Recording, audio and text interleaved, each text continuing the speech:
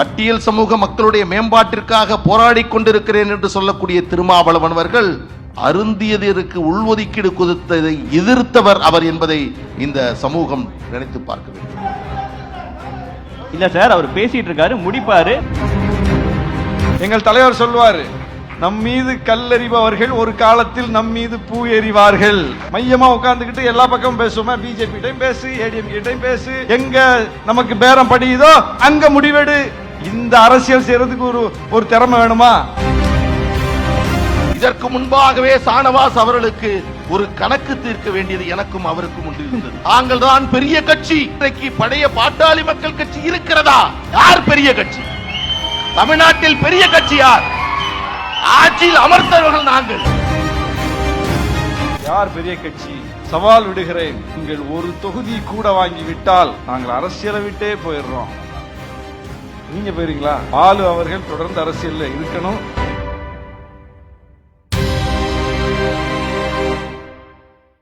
The Debates for the People. Title sponsor, Best Money Gold.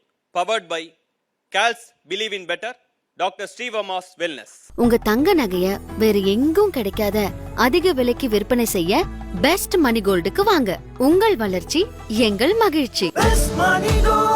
ஆயுர்வேதம் ஒரு பொக்கிஷம், நம் ஆயுள் நீட்டக்கும் அற்புதம். Doctor Srivarma's. CALS Renewable Energy. Believe in Better. பாஜக கூட்டணி என்பது முழுக்க முழுக்க வாரிசு கூட்டணி. அந்த வாரிசு கூட்டணி திமுக கூட்டணியை சொல்லுவது என்பது அது ஏற்புடையதல்ல. ஊழலை பற்றி ஏற்கனவே பேசிட்டாங்க, யார் யாருக்கு மேலே என்னென்ன கேஸ் இருக்குன்னு. ஏற்கனவே 10 ஆண்டுகளுக்கு முன்பே அன்புமணி எங்கள் கூட்டணியில் தானே இருந்தார். இப்போ வர்றதை எப்படி நீங்கள் மிரட்டி செஞ்சிட்டோன்னு சொல்கிறீங்க? 10 வருஷத்துக்கு முன்னாடியே இருந்தார் இல்லையா? 10 வருஷத்துக்கு முன்னாடியே இருந்தார். கேஸ் எப்பத்திலேருந்தே இருக்கு, அதை பாருங்க. வழக்கு எப்பத்திலிருந்து இருக்கு? வழக்கு 2004 இருந்து இருக்கு. 20 ஆண்டுகளா இருக்கு. ஒரு வழக்குன்னா விசாரணை நடக்கணும், நல்லதோ கெட்டதோ தீர்ப்பு வரணும்லாங்க. அதான வழக்கு. 2G வழக்கு பத்தி பேசினாங்க, விசாரணை நடந்தது இல்ல. காங்கிரஸ் ஆட்சி காலத்தில் பிஜேபி குற்றம் சாட்டியது. காங்கிரஸ் பிஜேபி குற்றம் சாட்டுது, அதனால நான் விசாரிக்க மாட்டேன்னு சொல்லுச்சா? விசாரித்தது. விசாரித்ததில் விசாரணையின் அடிப்படையில் கைதுகள் நடந்தது. நீதிமன்றத்தில் போய் வாதாடி போராடித்தான் அவர்கள் வெளியே வந்தார்களே தவிர பாஜகவின் காலில் விழுந்து சரணாகதி ஆகவில்லை. தீர்ப்பு வந்து விட்டது, விடுதலை ஆகிவிட்டார்கள். அன்புமணி கேஸ்ல தீர்ப்பு வந்துருச்சா? ஏன் வரல? ஏன் வரல? ஏன் வரல? 2G வழக்கில் தீர்ப்பு வந்துருச்சு, ஆனால் அன்புமணி வழக்கில் தீர்ப்பு வரவில்லை. ஏன் வரலன்னா, அன்புமணி வேறு எந்த முடிவும் அரசியலில் எடுத்து விட முடியாத அளவுக்கு அந்த வழக்கை அப்படியே வச்சுப்பாங்க. பாஜகவுக்கு எப்போதெல்லாம் அன்புமணி தேவைப்படுகிறார்களோ அப்போதெல்லாம் அதை காட்டித்தான் அந்த பணியை வைக்கும் முயற்சியை செய்வார்கள். எல்லா தலைவர்களையும் அப்படித்தான் அவங்க கையாண்டிருக்காங்க. அதனால நீங்க இந்த 10 ஆண்டு காலத்தில் பாஜக எதிர்நிலைப்பாட்டை தேர்தல் அரசியலில் எப்போதாவது அவங்க எடுக்க முடியுதா? எடுக்க முடியாது. ஏன் எடுக்க முடியாது? அதுதான் உண்மை. பொருந்தாத கூட்டணி அன்பு நண்பர் சானவாஸ் சொன்னார். அவருக்கு கொஞ்சம் ஞாபகப்படுத்த விரும்புகிறேன். ஈழத் தமிழர்களை கொன்று குவித்த காங்கிரஸ் பேர் இயக்கத்தோடு ஒரு நாளும் ஒட்டுமில்லை, உறவுமில்லை என்று சொன்னவர் யார்?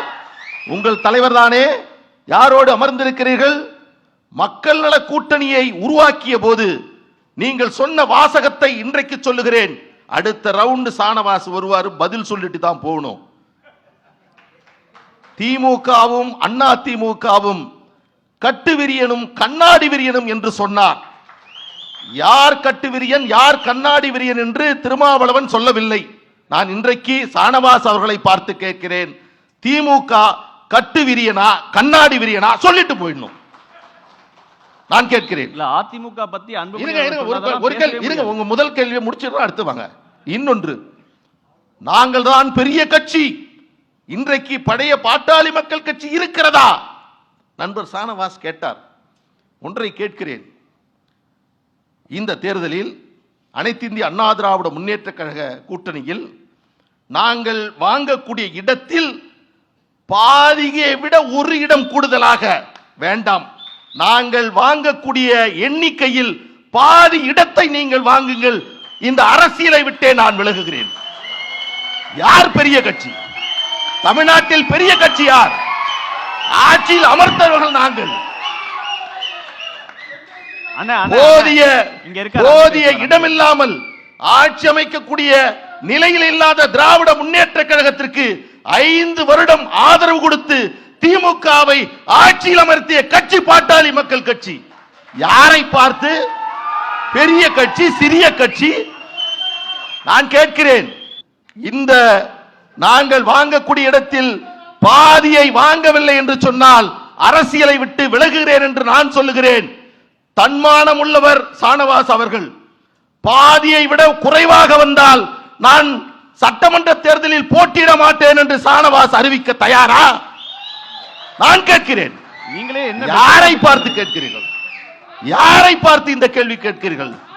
ஒன்றை சொல்லுகிறேன், தமிழ்நாட்டில் இன்றைக்கு திராவிட முன்னேற்ற கழகத்தை அழிப்பதற்கு, அந்த இயக்கத்தை ஆட்சியிலிருந்து இறக்குவதற்கான சபதத்தை நாங்கள் ஏற்றிருக்கிறோம், நடத்தி காட்டுவோம்.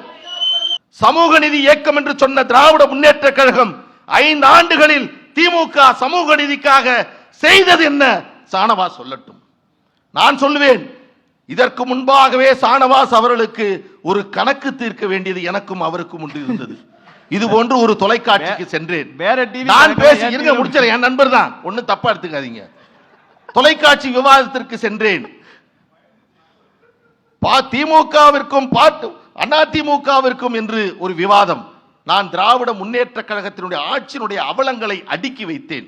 ஒரு வார்த்தை கூட எனது அன்பு சகோதரர் சானவாஸ் அவர்களை பற்றியோ விடுதலை சிறுத்தை பற்றியோ ஒரு வார்த்தை கூட நான் பேசவில்லை. பேசுவதற்கு நிறைய இருக்கிறது.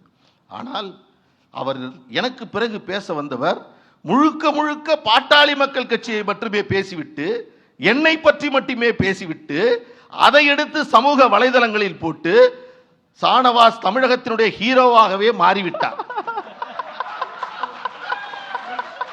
ஒன்று தெரியுமா? அதில் திமுகவிற்காக வக்காலத்து வாங்குறதுக்கு ஒருத்தருக்கு வந்தார். வெளு என்று வெளுத்தேன்.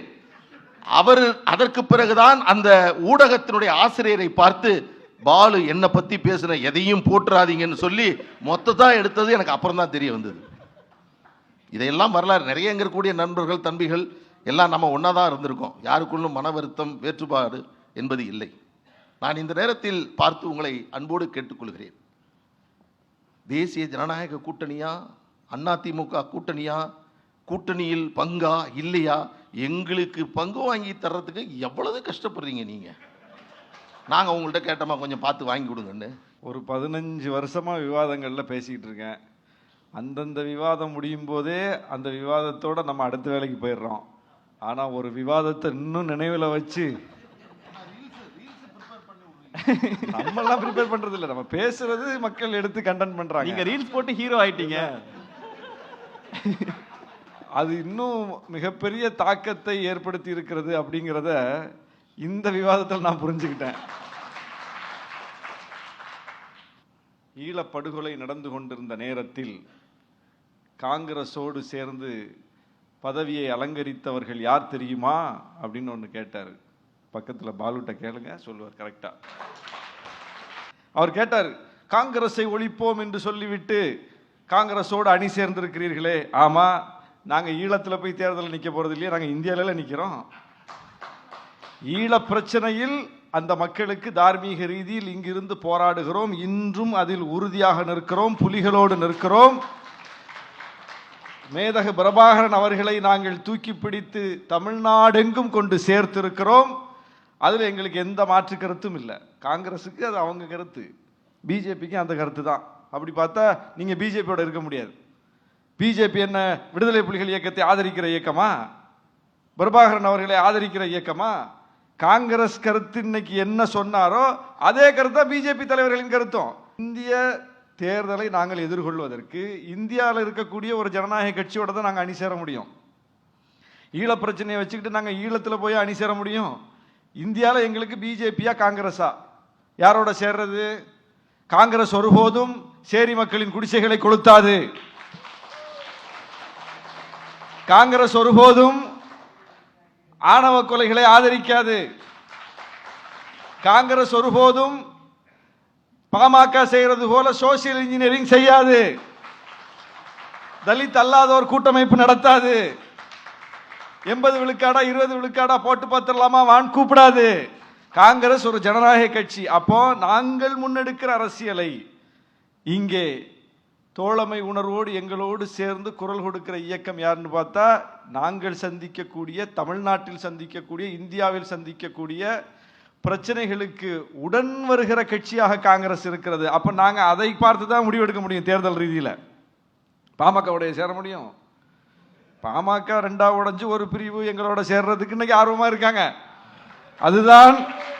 அதுதான் காலம் கொடுத்திருக்கிற விடை. எங்கள் தலைவர் சொல்வார், நம் மீது கல்லெறிபவர்கள் ஒரு காலத்தில் நம் மீது பூ எறிவார்கள் அப்படின்னு சொல்லுவார். இன்னைக்கு அது நடந்துட்டு இருக்கு. எந்த மருத்துவர் ஐயா அவர்கள் எங்கள் தலைவரை தனிமைப்படுத்த வேண்டும் என்று அரசியல் ரீதியில் அன்றைக்கு 10 ஆண்டுகளுக்கு முன்பு ஒரு இயக்கத்தை கட்டினாரோ, இன்றைக்கு அதே மருத்துவர் ஐயா அவர்களை சார்ந்தவர்கள்லாம் எங்களுக்கும் திருமாவளவனுக்கும் எந்த பிரச்சனையும் இல்லையே என்று சொல்லும் நிலை வந்திருக்கிறது. நாங்க பெரிய வளர்ந்துட்டோம், அவங்க உடைஞ்சிட்டாங்கிற அந்த ஒரு பார்வையில் பார்க்கல. எங்க தலைவர் சொன்னார், அந்த கட்சி ஒருங்கிணையணும், சேரணும் தான் சொன்னார். தந்தையும் மகனும் தமக்குள்ள பிரச்சனையை பேசி தீர்த்து அந்த கட்சி ஒரு முழுமையான கட்சியாக வடிவம் பெறணும் என்றுதான் எங்க தலைவர் சொன்னார். நாங்க உங்க பிளவுல மகிழ்ச்சி அடையவில்லை, அது எங்களுக்கு அவசியமும் இல்லை. அதுல பாலு ரொம்ப கேள்விகளை காரமா கேட்டார். யார் பெரிய கட்சி? சவால் விடுகிறேன், நாங்கள் வாங்குகிற தொகுதிகளை விட நீங்கள் ஒரு தொகுதி கூட வாங்கிவிட்டால் நாங்கள் அரசியலை விட்டே போயிடுறோம். நீங்க போயிருங்களா? நாங்கள் இல்ல, நான். பாலு அவர்கள் தொடர்ந்து அரசியல்ல இருக்கணும். இதுக்காகலாம் கோச்சிக்கிட்டு நீங்க போக வேண்டியதில்லை. ஆனா என்ன பிரச்சனைனா, 2021 தேர்தலில் அதிமுக கூட்டணியில் 23 தொகுதிகளை பாமக பெற்றது, 5 தொகுதிகளை வென்றது. திமுக கூட்டணியில் 6 தொகுதிகளை விசிக பெற்றது, 4 தொகுதிகளை வென்றது. 2024 தேர்தலில் பாஜக கூட்டணியில் 10 தொகுதிகளை பாமக பெற்றது, திமுக கூட்டணியில் 2 தொகுதிகளை விசிக பெற்றது. பாமக 10 தொகுதிகளும் தோல்வி அடைந்தது, விசிக வாங்கிய 2லும் வெற்றி பெற்றது. யார் சார் பெரிய கட்சி? சரி, அவங்க 23ல போட்டியிட்டு 5ல ஜெயிச்சாங்க, 5 எம்எல்ஏக்கள். நாங்க 6ல போட்டியிட்டு 4 ஜெயிச்சோம், 4 எம்எல்ஏக்கள். 4 எம்எல்ஏக்களும் அதே ஒத்த கருத்துடன் எங்கள் தலைவரின் கரத்தை பற்றி நிற்கிறோம். நீங்க 5 எத்தனை பேரா நிக்கிறீங்க சொல்லுங்க? நீங்க 5 எம்எல்ஏ எத்தனை பேரா நிக்கிறீங்க? அந்த பக்கம் 3 பேர், இந்த பக்கம் 2 பேர். சட்டமன்றத்தில் பார்க்கவே நமக்கே வருத்தமா இருக்கு, வேதனையா இருக்கு. ஒரு கட்சி சட்டமன்றத்துக்குள்ள எப்படி ஒற்றுமையா நுழைந்தார்களோ அதே வடிவத்தோட இருக்கணும்ல. நாங்கள் நிற்கிறோம், எங்கள் தலைவரின் கரத்தை பற்றி நிற்கிறோம். ஏன் எங்களுக்கு இந்த அதிக இடம், சீட்டு இதையெல்லாம் வச்சு எந்த காலத்தில் எங்க தலைவர் முடிவே எடுக்க மாட்டார். நீங்க ரொம்ப அண்டர் எஸ்டிமேட் பண்ணிட்டீங்க விசிகவை. அதிக இடம்னா நாங்க என்ன பண்ணணும்னா, எந்த கூட்டணியில் இடம் பெறாம பாமக மாதிரி கடைசி வரைக்கும் இருக்கணும், நடுவுல அங்கேயும் பேசணும் இங்கேயும் பேசணும். நீங்க அப்படிதானே பேசுறீங்க. கூட்டணி எப்போ உறுதிப்படுத்தினீங்க? போன வாரம் உறுதிப்படுத்திருக்கீங்க. நாங்க 10 வருஷமா ஒரே கூட்டணியில் இருக்கோம். எங்களுக்கு இந்த பேரம்லாம் பேச தெரியாது. அது எங்கள் அரசியல் அல்ல. அதிக இடம் வாங்குவது அப்படின்னா நாங்க உங்களை மாதிரி முடிவு எடுப்போமே? மையமா உட்கார்ந்துக்கிட்டு எல்லா பக்கமும் பேசுவோமே? பிஜேபி டைம் பேசு, ஏடிஎம்கே டைம் பேசு, முடிஞ்ச திமுக டைம் பேசு, எங்க நமக்கு பேரம் படியுதோ அங்க முடிவெடு. இந்த அரசியல் செய்யறதுக்கு ஒரு திறமை வேணுமா? இந்த அரசியல் தான் அரசியல்னா எங்க தலைவர் உங்களை விட சிறப்பா செஞ்சு உங்களை விட அதிகமான இடத்தை வாங்குவார். அதல்ல. இந்தியாவில் எந்த கட்சியாவது தேர்தலுக்கு முன்னாடியே அல்லது நிரந்தரமான ஒரு கொள்கையை வச்சு இந்த கட்சியோட நான் சேர மாட்டேன், இந்த கட்சியோட நான் சேர மாட்டேன், இந்த கட்சி கூப்பிட்டா நான் போக மாட்டேன். இப்படி அறிவித்த ஒரு கட்சியை சொல்லுங்க சார். விடுதலை சிறுத்தைகள் சொல்லுகிறோம், பாஜகவோடு சேர மாட்டோம், பாமகவோடு சேர மாட்டோம், ஆட்சியில பங்கு தர்றேன்னு ஒருத்தர் முதல் மேடையிலே அழைச்சார். யாரு? விஜய். அழைச்சு 1.5 வருஷம் ஆச்சு. அது எங்க முழக்கம்? இன்னும் சொல்ல போனா விசிகாவின் முழக்கம். போனோமா? அப்போ விஜய்கிட்ட போனா 50 இடம் கூட தருவாருங்க, ஆட்சியிலேயே பங்குங்கிறாரு. இப்ப அதிக இடத்தில் போட்டியிட்டால் நான் விலகிக் கொள்கிறேன் பாவல் சொன்னாரா? விஜயோட நாங்க போனா 50 இடம் கூட வாங்கலாம். ஏன் பிஜேபியோட போனா நீங்க 10 இடம் வாங்கின மாதிரி நாங்களும் 10 இடம் வாங்க முடியாதா? பிஜேபிக்கு இன்னைக்கு என்ன தேவை? பிஜேபிக்கு என்ன தேவை? இன்னைக்கு எம்பிக்கள் தான் தேவை. ஏன்? அவங்கள்ட்ட பெரும்பான்மை இல்லை. சந்திரபாபு நாயுடையும் நிதிஷ்குமாரையும் வச்சு எத்தனை நாளைக்கு நம்பி வண்டி ஓட்ட முடியும்? அப்போ யார் யாரெல்லாம் சேர்க்க முடியுமோ அவங்களெல்லாம் சேர்க்கறதுக்கு பிஜேபி முனைகிறது. சூர்யாவை சொல்லுங்க, விசிக்கு ஆதரவு கொடுத்தா வேண்டாம்னு சொல்லிடுவாரா? என்ன பதில் சொல்லாம இருக்கீங்க? விசிக 2 நாடாளுமன்ற உறுப்பினர்களை கொண்டிருக்கிற கட்சி. இன்றைக்கு பாஜகவுக்கு பெரும்பான்மை இல்லை. 2 நாடாளுமன்ற உறுப்பினர்களை நாங்கள் ஆதரவை கொடுக்கிறோம் என்று சொன்னால், இல்ல விசிக எங்களுக்கு கொள்கை ரீதியா பிரச்சனை இருக்கு, வேண்டாம் அப்படின்னு சொல்லிருமா பிஜேபி? வாங்க வாங்க, ஒன்றிய அமைச்சர் ஆக்குறோம் வாங்க அப்படின்னு சொல்லி அழைக்கிறது பிஜேபி. அழைக்கிறது, அது எப்படி அழைக்குதுன்னு அவருக்கும் தெரியும். அப்போ நாங்கள் நிராகரிக்கிறோம். எங்களுக்கு இந்த இடம், இந்த பதவி, கொள்கை முக்கியம், கொள்கை முக்கியம். உங்களுக்கு பர்சனலா ஒரு சவால் சொன்னாரு, பாதிலையும் பாதி அதை விட கம்மியா வாங்கிட்டா ஷானவாஸ் எம்எல்ஏவாவது போட்டியிடாம இருப்பாரா, அந்த சவால் விடுறேன்னு சொன்னாரு. அதான் நாங்க சொல்றேங்க, இந்த இடத்தை வச்சே நாங்க முடிவு பண்றது இல்லையா எங்க அரசியல. இடம் நிறைய வாங்க மாட்டீங்க, இப்பயே சொல்லிட்டீங்க. எங்களுடைய இடத்தை நாங்கள் வாங்குவோம், வாங்குற இடத்தில் வெற்றி பெறுவோம், அதுதான் முக்கியமானது. அதைத்தான் நான் சொல்லிட்டு இருக்கேன். இடங்கள் எத்தனை வாங்குகிறோம் என்பது முக்கியம் இல்ல, அந்த இடத்தை யாரிடம் வாங்குகிறோம் என்பது முக்கியம். அந்த இடத்தில் எத்தனை வெற்றி பெறுகிறோம் என்பது முக்கியம். அதான் நான் எங்களுடைய ரேட்டிங் சொன்னேன் அவங்கள்ட்ட. இன்னொன்னு, பாமக பாஜக எந்த கூட்டணியில இருக்காங்களோ அந்த கூட்டணியில இடம்பெற மாட்டோம்னு உறுதியா சொல்லிட்டோம்னு சொல்லிட்டீங்க. ராமதாஸ் ஐயா வந்தா இடம்பெறுவீங்களா மாட்டீங்களா? நாங்க பாமகவை ஐயா ராமதாஸ் பாமக, அன்புமணி ராமதாஸ் பாமக நாங்க பிரிச்சு பார்க்கல. அது கொள்கை ரீதியில் பிளவுபடல.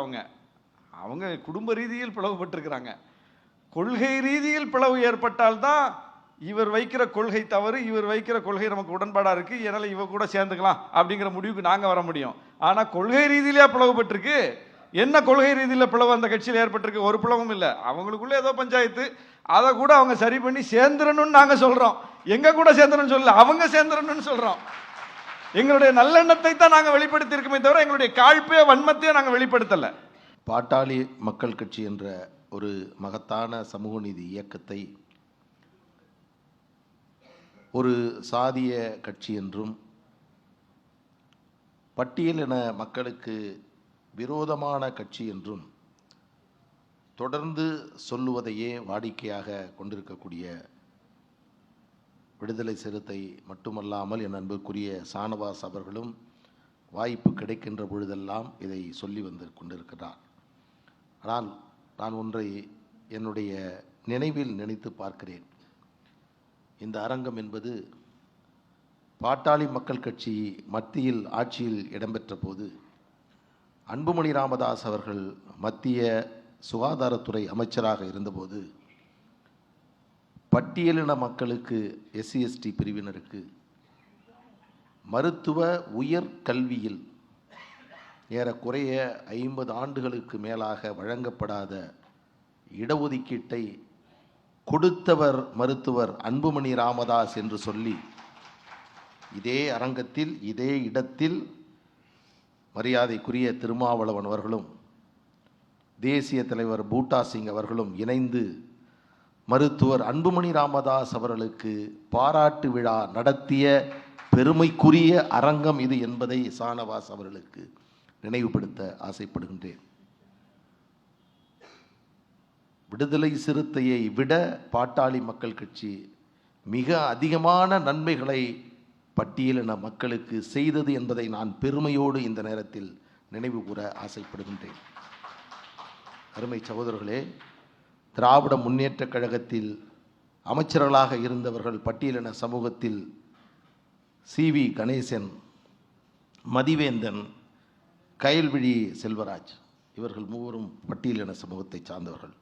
இவர்களுடைய அந்த வரிசை பட்டியலில் 31வது இடம், 33வது இடம், 34வது இடத்தை திமுக ஒதுக்கியது.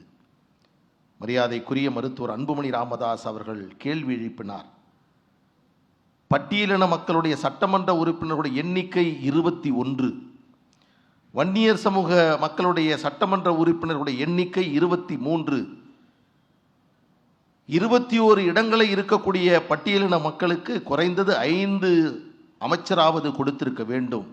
ஆனால் நீங்கள் கொடுத்திருப்பது வெறும் 3, அதுவும் கடைசி வரிசையில் அதை கொடுக்கிறீர்கள் என்று சொன்னதற்கு பிறகுதான் அருமை சகோதரர்களே, மருத்துவர் அன்புமணி ராமதாஸ் அவர்கள் சொன்னதற்கு பிறகுதான் என்னுடைய சட்டக்கல்லூரி நண்பர் கோவி செழியன் அவர்களுக்கு திராவிட முன்னேற்ற கழகம் அமைச்சர் பதவியை கொடுத்தது என்பதை நீங்கள் மறந்துவிடக்கூடாது. அதிலும் முக்கியமாக இங்கு இருக்கக்கூடிய ஆதி திராவிட நலத்துறையை ஒதுக்கக்கூடிய திமுக முதல் முறையாக உயர்கல்வி துறையை கோவி செழியனுக்கு கொடுப்பதற்கு காரணமாக இருந்த இயக்கம் பாட்டாளி மக்கள் கட்சி என்பதை நீங்கள் மறந்துவிடக்கூடாது. இசைவேளாளர் சமூகத்தில் 2 அமைச்சர்கள், 2 சட்டமன்ற உறுப்பினர்கள், மு.க. ஸ்டாலின் அவர்களும் உதயநிதி அவர்களும், ஒருவர் முதலமைச்சர், ஒருவர் துணை முதலமைச்சர். இதுதான் தமிழ்நாட்டில் இருக்கக்கூடிய நிலைமை. நான் மீண்டும் இதை நினைவுபடுத்த விரும்புகின்றேன். பாட்டாளி மக்கள் கட்சி அரசியல் இயக்கத்தை தொடங்கியதற்கு பிறகு பட்டியலின மக்களுக்கு நாங்கள் செய்திருக்கக்கூடிய நன்மைகளை மனதார நீங்கள் நினைத்து பார்க்க வேண்டும். உயர்கல்வியில் இடஒதுக்கீட்டை பெற்றுத்தந்தது பாட்டாளி மக்கள் கட்சி. அருந்ததியருக்கு உள்ஒதுக்கீடை பெற்றுத்தந்தது பாட்டாளி மக்கள் கட்சி. பொது இடங்களில் அதிகமான அம்பேத்கர் சிலைகளை அமைத்தது தமிழ்நாட்டில் பாட்டாளி மக்கள் கட்சி. எங்கள் கட்சியினுடைய நிரந்தரமாக பொதுச் செயலாளர் தாழ்த்தப்பட்ட சமுதாயத்தை சார்ந்தவர்கள் இருந்து கொண்டிருக்கிறார்கள். எல்லாத்தையும் பண்ணவர். இன்னொன்று முடிச்சிடறேன், தயவுசெய்து முடிச்சிடறேன். இது முக்கியமான அரங்கம். இன்னொன்றை முக்கியமாக சொல்கிறேன். திமுகவிற்கே வழிகாட்டியவர்கள் பாட்டாளி மக்கள் கட்சி. நிறைய விசிக நண்பர்கள் வந்திருக்கிறார்கள், தெரிந்து கொள்ள வேண்டும். திமுக ஆரம்பித்தது எப்பொழுது என்றால் 1949. அவர்கள் மத்தியில் ஒரு தாழ்த்தப்பட்ட சமூகத்தினரை மத்திய அமைச்சராக்கியது எப்பொழுது என்றால், பாட்டாளி மக்கள் கட்சி மத்திய அமைச்சராக ஒரு தாழ்த்தப்பட்டவரை அமர்த்தியதற்கு பிறகுதான் திராவிட முன்னேற்ற கழகமே அமைத்தது. 89 நாங்கள் இயக்கத்தை ஆரம்பிக்கிறோம். 9 வருடங்களில் தலித் எழில்மலை அவர்களையும் அதற்கு பிறகு பொன்னுசாமி அவர்களையும் நாங்கள் மத்திய அமைச்சராக அமர்த்தியிருக்கிறோம். ஆனால் 75 ஆண்டுகளை தாண்டி இருக்கக்கூடிய திராவிட முன்னேற்ற கழகம் இதுவரையில் ஒரே ஒரு தாழ்த்தப்பட்ட சமுதாயத்தை சார்ந்த மரியாதைக்குரிய ராஜா அவர்களை தவிர ஒருவரை கூட அவர்கள் மத்திய அமைச்சராக ஆக்கவில்லை. நினைத்து பார்க்க வேண்டும் தமிழ்நாட்டில் இருக்கக்கூடிய பட்டியல் சமூக மக்கள். ஆனால் பட்டியல் சமூக மக்களுடைய மேம்பாட்டிற்காக போராடி கொண்டிருக்கிறேன் என்று சொல்லக்கூடிய திருமாவளவன் அவர்கள் அருந்தியதற்கு உள்ஒதுக்கீடு கொடுத்ததை எதிர்த்தவர் அவர் என்பதை இந்த சமூகம் நினைத்து பார்க்க வேண்டும். இந்த விஷயத்தில் நான் உங்களை அன்போடு நான் கேட்டுக்கொள்கிறேன். அமைதியா இருங்க, அவர் முடிப்பாரு. இல்ல சார், அவர் பேசிட்டு இருக்காரு, முடிப்பாரு. அண்ணன் இருக்காரு, அவர் முடிச்சுட்டு பேசணும்னா அவரே பேசுவார். நான் சொல்லுகிறேன் அருமை சகோதரர்களே, இது வாதத்திற்காக நான் முன்வைக்கவில்லை. பட்டியலின சமூகம் தமிழ்நாட்டில் மிக மிக ஒடுக்கப்பட்ட சமூகம், நலிவடைந்த சமூகம். கல்வியில், பொருளாதாரத்தில், அரசியலில் இன்றைக்கு கேட்பாரற்ற சமூகமாக தமிழ்நாட்டில் பட்டியல் சமூக மக்கள் வாழ்ந்து கொண்டிருக்கிறார்கள். கிராமப்புறங்களுக்கு தேவையான அடிப்படை வசதிகளை, சேரிகளுக்கு தேவையான அடிப்படை தேவைகளை சமூக நீதி அரசு, திராவிட அரசு என்று சொல்லக்கூடிய திராவிட முன்னேற்ற கழகம் இதுவரையில் அவர்கள் செய்யவில்லை என்பதை நீங்கள் தயவு செய்து புரிந்து கொள்ள வேண்டும்.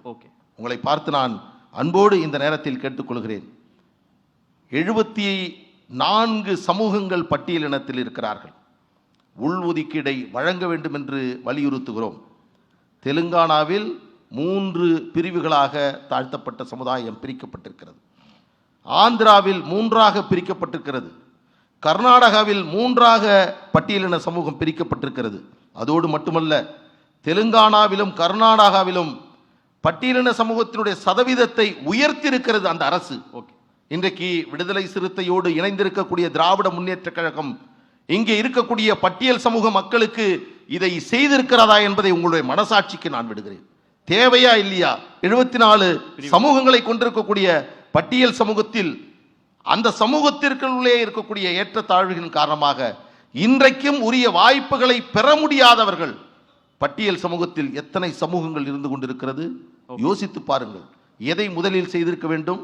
இந்த ஆட்சி வந்தவுடன் மரியாதைக்குரிய திருமாவளவன் அவர்கள் திராவிட முன்னேற்ற கழகத்தை பார்த்து இதை செய்தால்தான் நான் உங்களோடு இருப்பேன் என்று சொல்லக்கூடிய தைரியம் அவரிடம் இருக்கிறதா? நான் ஒன்றை சொல்லுகிறேன், பாட்டாளி மக்கள் கட்சி இதையெல்லாம் நாங்கள் பட்டியல் சமூகத்திற்கு செய்திருக்கிறோம் என்பதை பட்டியலிடுகிறேன். ஆனால் இந்த விவாதத்தை வேண்டாம், நமது சானவாஸ் அவர்கள் அடுத்த விவாதத்தில் சொல்லட்டும். விடுதலை சிறுத்தை இல்ல இதுலயே ஒரு நிமிஷம் இது ஒரு சினிமா மாதிரி தான் சார். சும்மா இருங்க சார், படம் முடிகிறப்ப தொடர்ந்து போடுவாங்கல்ல, அப்படிதான். ஒரு நிமிஷம் பேச.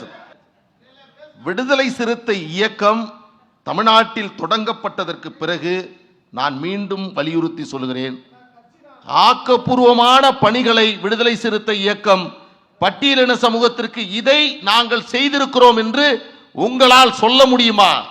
உணர்ச்சி அரசியலையும் எழுச்சி அரசியலையும் இங்கே இருக்கக்கூடிய பரபரப்பு அரசியலையும் தூக்கி எறிந்துவிட்டு பட்டியலின சமூகத்திற்கான மேம்பாட்டு அரசியலை விடுதலை சிறுத்தை பேச வேண்டும் என்று நான் அன்போடு இந்த நேரத்தில் உங்களை பார்த்து நான் சவாலுக்கு ஒரு பதில் சொன்னாரு. சவால் சீட்டு முக்கியம் இல்ல, நம்பர் உள்ள. அப்புறம் இன்னொன்னு சொன்னாரு நண்பர், என்ன சொன்னாருன்னா, இல்ல பாலுலாம் அரசியல் விட்டு போக கூடாதுன்னு சொன்னார். ஏன்னா அடிக்கடி என்ற சண்டை போறதுக்கு ஒரு ஆள் வேணும் அவருக்கு, அதனால என்ன சொல்றாரு. சரி, அதை விட்டுறேன். எனக்கு பதில் கூட சானவாசு சொல்ல வேண்டாம், நான் அதுக்காக அவர் நிற்கக்கூடாதுன்னு சொல்ல மாட்டேன். ஆனால் என் அன்பு சகோதரர் சானவாசு அவர்களை வைத்து கொண்டே காங்கிரஸ் இயக்கத்திலிருந்து வந்திருக்கக்கூடிய புகாரி விடுதலை சிறுத்தை அதாவது இருக்கக்கூடிய நமது எல்டிடியையும் அங்க இருக்கக்கூடிய ஈழ போராட்டத்தையும் பிரித்து அவர் பேசியதற்கு பதில் சொல்லாமல் அமர்ந்திருப்பதை பார்க்கின்ற பொழுதே எனக்கு உள்ளபடியே வருத்தம். ஏனென்றால் 2009 நடைபெற்ற அந்த ஈழ போராட்டத்தின் போது திருமாவளவனோடு இணைந்து அந்த போராட்டத்தை பல இடத்தில் நடத்தியவர்கள் பாட்டாளி மக்கள் கட்சியினர். இவர் சொல்லுகிறார் பிரபாகரனுடைய படங்களை நாங்கள் தான் தமிழகத்திற்கு எடுத்துச் சொன்னோம் என்று. 7 ஆண்டு அல்ல 70 ஆண்டு என்றாலும் நாங்கள் விடுதலை புலிகளை ஆதரிப்போம் என்று சொன்ன இயக்கம் பாட்டாளி மக்கள் கட்சி. இன்றைக்கு ஒன்றை பாருங்கள், எங்கள் ஐயா மீது பரிதாபப்பட்டு சொல்லுகிறார், குடிசையை கொளுத்தினவர் என்னென்னமோ சொன்ன. இன்றைக்கு இவரு சொல்றார் கட்சிகளை உடைப்பது பாரதிய ஜனதா கட்சி என்று சொல்லுகிறார். ஆனால் பாட்டாளி மக்கள் கட்சியை உடைத்தது திராவிட முன்னேற்ற கழகம். அவர்கள் விரித்த வலையில் எங்கள் மருத்துவர் ஐயா அவர்களை சில பேர் உழவைத்திருக்கிறார். அடிப்படையில் என்ன சொல்றேன், முடிச்சிடறேன் இதோட. நாங்கள் என்றைக்கும் எங்கள் ஐயா அவர்கள் வகுத்து கொடுத்த பாதையில் தான் மருத்துவர் அன்புமணி ராமதாஸ் அவர்களுடைய அரசியல் பயணம் தொடர்ந்து கொண்டிருக்கிறது. இந்த தேர்தலில் நாங்கள் அமைத்திருக்கக்கூடிய கூட்டணி என்பது எங்கள் மருத்துவர் ஐயா அவருடைய விருப்பத்தின் அடிப்படையில் உருவாக்கப்பட்ட கூட்டணி. அவருடைய விருப்பம் அதிமுகவோடு சேர வேண்டும் என்பது. அந்த விருப்பத்தை அன்புமணி ராமதாஸ் அவர்கள் நிறைவேற்றியிருக்கிறார்கள். தமிழ்நாட்டில் அடுத்து அனைத்திந்திய அண்ணா திராவிட முன்னேற்ற கழகத்தினுடைய ஆட்சி வரும்.